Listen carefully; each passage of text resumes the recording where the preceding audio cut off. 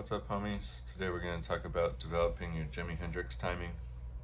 This would be timing that's not traditional, it's creative, and it happened to me basically when I tried to, and I kind of wanted it to happen, when you try to teach yourself how to play music and you try to make things fit together. A lot of times what sounds good to you isn't exactly on a certain beat. Now, traditionally, James Brown has pretty much laid it out for us to emphasize at least one measure on the beat, and it's successful. Most of us use this, call it the one, and emphasizing one of the maybe four beats will help you ground back onto a root note, usually on the one. You hit the root note on the one, or everybody at least emphasizes something on the one. And I played in bands like this where I was instructed to everybody play on the same beat. And yeah, certain songs work out for that. It creates power and stuff, but it's boring too, basically all running over the drummer. So as I created my own drum beats, I started to realize that I was ruining the sound of the drum beat. You waste all the time making the drum beat sound good and you play over it, and it's almost like, I wonder if the drummer feels like that too, like a real drummer, not my drum machine. But if the real drummer is everybody's walking all over my beat and it just doesn't sound as good as if they got out of the way of it sometimes.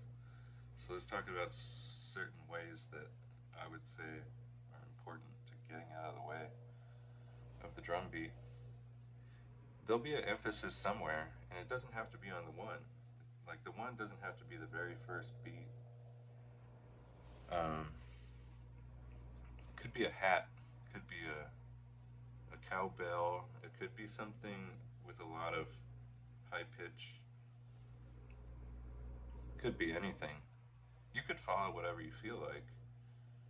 And sometimes I'll follow something subtle, sometimes I'll follow something a little bit more complex.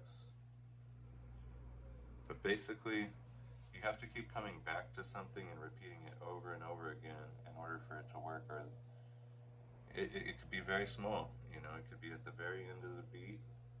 It doesn't have to be at the start, it could be at the very end. You have a little crash or a little hat, a little symbol that says this was over and we can start over again now.